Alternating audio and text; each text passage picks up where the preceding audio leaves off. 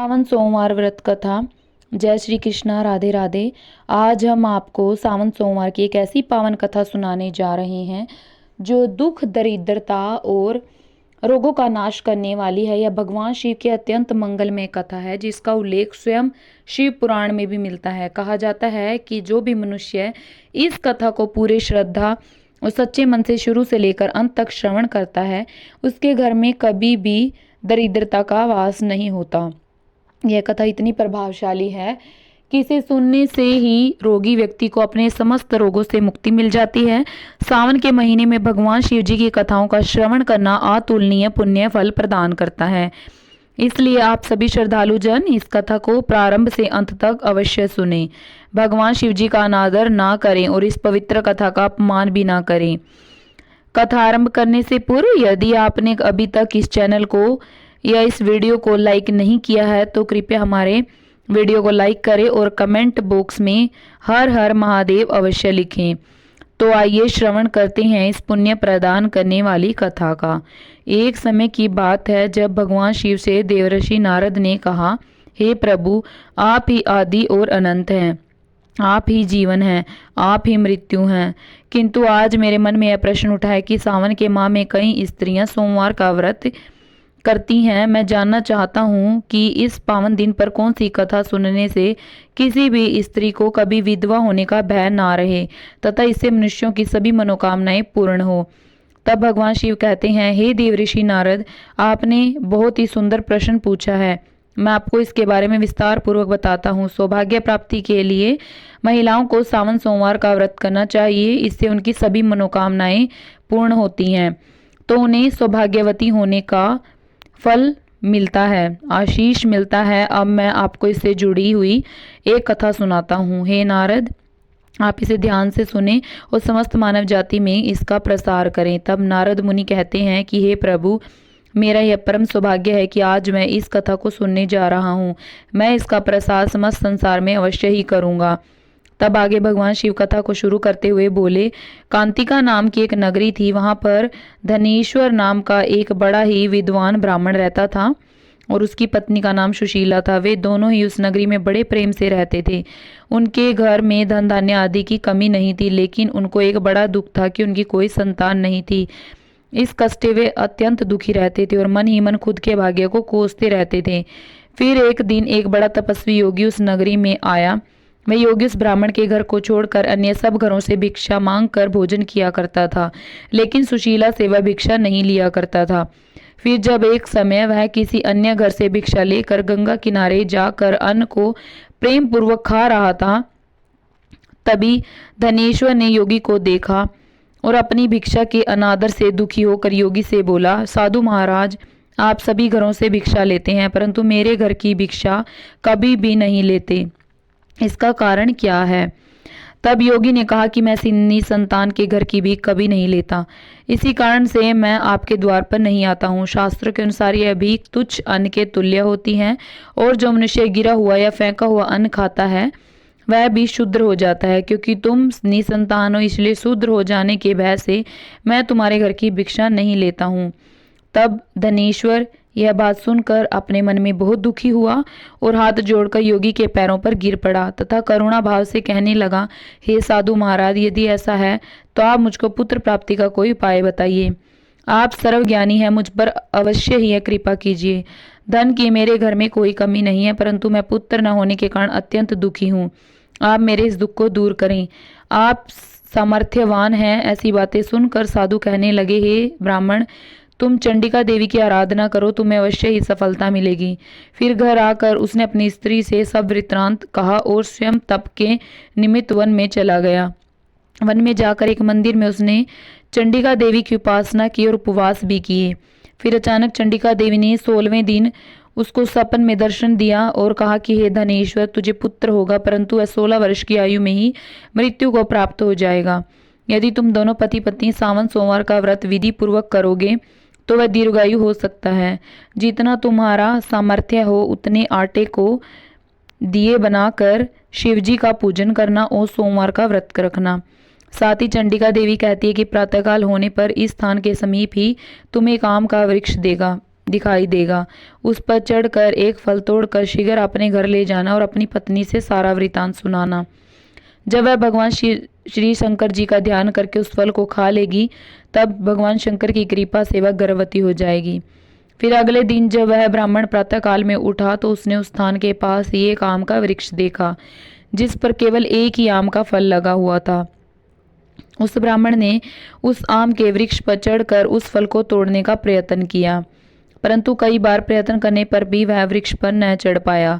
तब उस ब्राह्मण को बहुत चिंता हुई और वह विघ्न विनाशक श्री गणेश जी की प्रार्थना करने लगा और बोला, हे दयानिधि लंबोदर, अपने भक्तों के विघ्नों का नाश करके उनके मंगल कार्य को करने वाले, दुष्टों का नाश करने वाले, रिद्धि सिद्धि को देने वाले, आप मुझ पर कृपा करके इतना बल दें कि मैं अपने मनोरथ को पूर्ण कर सकूं। इस प्रकार गणेश जी की प्रार्थना करने पर उनकी कृपा से धनेश्वर वृक्ष पर चढ़ गया और उसने एक अति सुंदर आम का फल देखा। उसने विचार किया कि जो वरदान से फल मिला था वह यही है और कोई फल दिखाई नहीं देता। उस धनेश्वर ब्राह्मण ने जल्दी से उस फल को तोड़कर अपने घर वापस आकर अपनी स्त्री को लाकर दिया और तब उसकी स्त्री ने अपने पति के कथानुसार उस फल को खा लिया। अब समय के अनुसार ब्राह्मण धनेश्वर की पत्नी फल खाने से भगवान शिव के आशीर्वाद के कारण गर्भवती हो गई। देवी माँ की असीम कृपा से उसे एक अत्यंत सुंदर पुत्र की प्राप्ति हुई, जिसका नाम उन्होंने देवीदास रखा। माता पिता के हर्ष और शोक के साथ वह बालक शुक्ल पक्ष के चंद्रमा की भांति बढ़ने लगा और देखते ही देखते युवावस्था को आया। माँ भवानी की कृपा से वह बालक बहुत ही सुंदर, सुशील और पढ़ने में बहुत ही निपुण हो गया। माँ चंडिका देवी की आज्ञा अनुसार उसके माता पिता ने 16 सोमवार का व्रत रखना प्रारंभ कर दिया था, जिससे उनका पुत्र दीर्घायु हो जाए। 16वां वर्ष लगते ही देवीदास के माता पिता को बड़ी चिंता हो गई कि कहीं उनके पुत्र की इस वर्ष मृत्यु न हो जाए।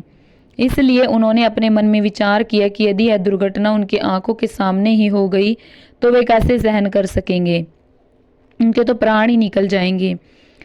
इस प्रकार से विचार करते हुए फिर एक दिन धनेश्वर ने तथा उनकी पत्नी ने आपस में विचार विमर्श करते हुए उन्होंने देवीदास के मामा को बुलाया और कहा कि भाई, हमारी इच्छा है कि देवीदास 1 वर्ष तक काशी में जाकर शिक्षा प्राप्त करे और हम उसको अकेला भी नहीं छोड़ना चाहते, इसलिए साथ में तुम चले जाओ और 1 वर्ष के पश्चात इसको वापस ले आना। फिर इसके बाद तदंतर उन्होंने सभी आवश्यक वस्तुएं दी तथा कई सारा धन देकर वह और राह में चलते समय दान धर्म करने का प्रबंध करके उसके माता पिता ने काशी जाने के लिए देवीदास को एक लोहे का एक घोड़े पर बैठाकर उसके मामा को उसके साथ विदा कर दिया। फिर धनेश्वर ने अपनी पत्नी के साथ अपने पुत्र की मंगल कामना की तथा दीर्घायु के लिए भगवती दुर्गा की आराधना और 16 सोमवार और सावन सोमवार का व्रत करना आरंभ कर दिया। इस प्रकार उन्होंने सभी सावन सोमवार का व्रत पूरा किया। कुछ समय पश्चात एक दिन वह दोनों मामा और भांजा मार्ग में रात्रि बिताने के लिए किसी नगर में ठहरे हुए थे। उस दिन उस गांव में एक ब्राह्मण की अत्यंत सुंदर और गुणवान कन्या का विवाह होने वाला था, जिसका नाम सुकन्या था। वह भी भगवान भोलेनाथ की अनन्य भक्त थी, जिसने योग्य वर की प्राप्ति के लिए 16 सोमवार के व्रत भी किए थे। अब जिस धर्मशाला के अंदर वर और उसकी बारात ठहरी हुई थी, उसी धर्मशाला में देवीदास और उसके मामा भी ठहरे हुए थे। संयोग से वर वधू के हल्दी और अन्य विवाह पूर्व के कार्य पूरे किए जा चुके थे, लेकिन विवाह के समय वर को धनुवार्त हो गया, जिस कारण पीड़ित वर के साथ विवाह करना उचित नहीं था। इस कारण वर के पिता ने अपने कुटुंबियों से परामर्श करके निश्चय किया कि यह देवीदास मेरे पुत्र जैसा ही सुंदर है, मैं इसके साथ ही विवाह करा देता हूँ और बाद में विवाह के अन्य कार्य मेरे लड़के के साथ हो जाएंगे। ऐसा सोचकर उन्होंने देवीदास के मामा से जाकर बोला, तुम थोड़ी देर के लिए अपने भांजे को हमें दे दो, जिससे विवाह के सारे मांगलिक कार्य सुचारू रूप से हो सकें। इसके लिए आपको मन चाहा धन भी दूंगा और कृपा करें, मेरे ऊपर उपकार करें। मैं बड़ी उम्मीद से आपके पास आया हूँ। इतना कहकर वह शांत हो गया। तब उसका मामा कहने लगा कि ठीक है, जो कुछ भी कन्यादान की समय वर को मिले वह सब हमें दे दिया जाए। तो मेरा भांजा इस बारात का दूल्हा बन जाएगा। यह बात वर के पिता ने स्वीकार कर ली और उसने अपने भांजे को वर बनाने के लिए भेज दिया और उसके साथ सब विवाह कार्य रात्रि में विधि पूर्वक संपन्न हो गया। किंतु जब वर और वधू को अपने कक्ष में भोजन के लिए बैठाया गया, तब देवीदास उस अनजान स्त्री अर्थात जो अभी उसकी पत्नी बन गई थी, उसके साथ वह भोजन न कर सका और अपने मन में सोचने लगा कि न जाने यह कैसी स्त्री होगी। वह एकांत में इसी सोच में पड़ गया तथा उसकी आंखों में आंसू आ गए। तब वधू ने आश्चर्य से पूछा कि अजी क्या बात है, आप इतने उदासीन व दुखी क्यों दे रहे हो? आज तो हमारा विवाह हुआ, इतने अच्छे शुभ अवसर पर आप दुखी हो रहे, क्या आप मुझे पसंद नहीं करते?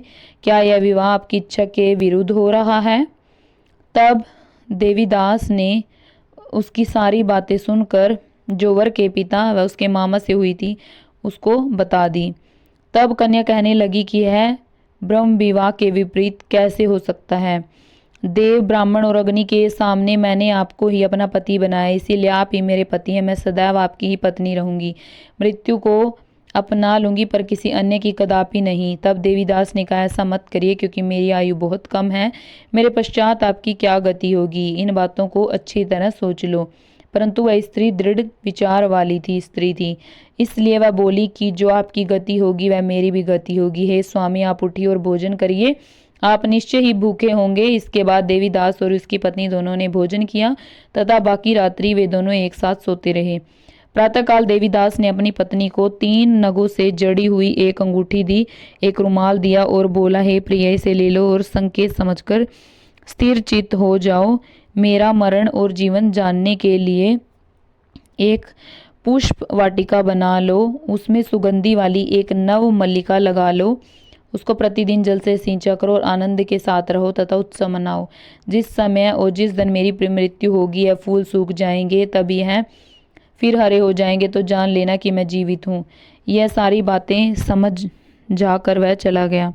सुबह होते ही वहाँ पर गाजे बाजे बजने लगे और जिस समय विवाह के कार्य समाप्त करने के लिए वर तथा सभी बाराती मंडप में आए, तो कन्या ने वर को भली प्रकार से देखकर अपने पिता से कहा कि पिताजी, यह मेरा पति नहीं है, मेरा पति वही है जिसके साथ सत्र में मेरा पाणी ग्रहण हुआ है, इसके साथ मेरा विवाह नहीं हुआ है। यदि वह वही है तो बताएं कि मैंने इसको क्या दिया। मधु परक और कन्यादान के समय जो मैंने भूषण आदि दिए थे उन्हें दिखाए तथा रात में मैंने क्या गुप्त बातें कही थी वह सभी सुनाए।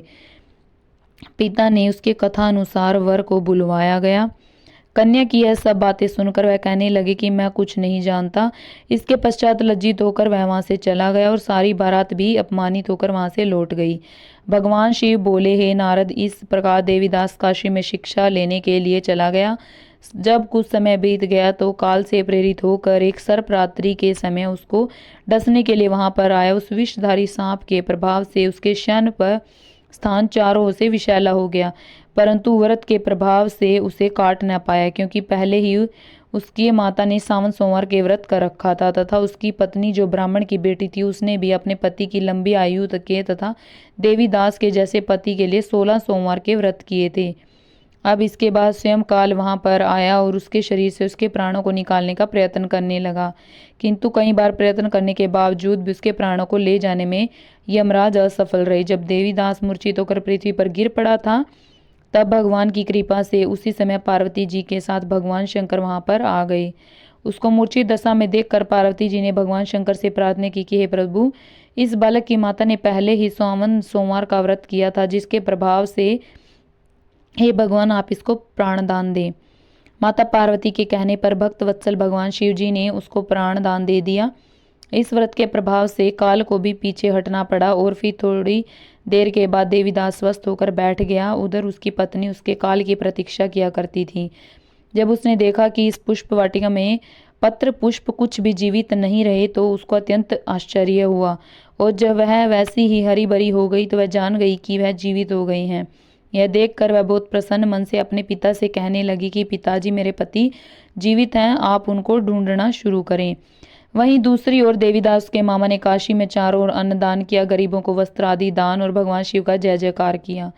अब जब 16वां वर्ष व्यतीत हो गया तो देवीदास भी अपने मामा के साथ काशी से वापस अपने घर की ओर चल दिया। इधर उसके ससुर उसे ढूंढने के लिए अपने घर से जाने वाले ही थे, तभी दोनों मामा भांजा वहां पर आ गए। देवीदास को आता देखकर उसका ससुर बड़ा प्रसन्नता के साथ उसको घर ले आया। उस समय नगर के निवासी भी वहां इकट्ठे हो गए और सबने निश्चय किया कि अवश्य ही इसी बालक के साथ इस कन्या का विवाह हुआ था। उस बालक को जब कन्या ने देखा तो पहचान लिया और कहा कि यह तो वही है जो संकेत करके गया था। तदुपरांत सभी कहने लगे कि भला हुआ क्या है जो यह आ गया। और सब नगरवासियों ने आनंद मनाया। भगवान शिव जी कहने लगे कि इस प्रकार धनेश्वर सावन सोमवार के व्रत के प्रभाव से पुत्रवान हो गया तथा जो भी स्त्रियां 16 सोमवार का व्रत करती हैं वे जन्म जन्मांतर में वैधव्य का दुख नहीं भोगती और सदैव सौभाग्यवती रहती हैं। यह मेरा वचन है, इसमें कोई संदेह नहीं है। यह व्रत पुत्र पौत्रों को देने वाला तथा संपूर्ण मनोकामनाओं को पूर्ण करने वाला है। सावन सोमवार के व्रत करने से व्रती की सभी इच्छाएं भगवान शिव जी पूर्ण करते हैं। फिर आगे भगवान शिव कहते हैं कि हे नारद, अगर इस सावन सोमवार के दिन गाय को कुछ खिलाया जाए तो उस व्यक्ति के सारे पाप नष्ट हो जाते हैं। मैं आपको इस विषय में विस्तृत वर्णन करता हूँ। गाय को देवतुल्य माना जाता है। पुराणों के अनुसार गौ माता में 33 करोड़ देवी देवताओं का वास होता है, इसलिए पहली रोटी गाय को खिलाने से देवी देवता प्रसन्न होते हैं। यह सारी जानकारी मानव कल्याण हेतु अति महत्वपूर्ण है। गाय को रोटी खिलाने से व्यक्ति को सौभाग्य, धन और समृद्धि और सुख शांति मिलती है।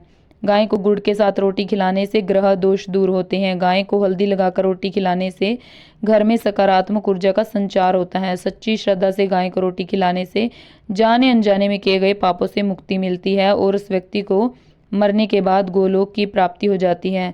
गाय को गुड़ रोटी खिलाने से ग्रह शांति मिलती है और जीवन में आ रही समस्याएं कम होती है।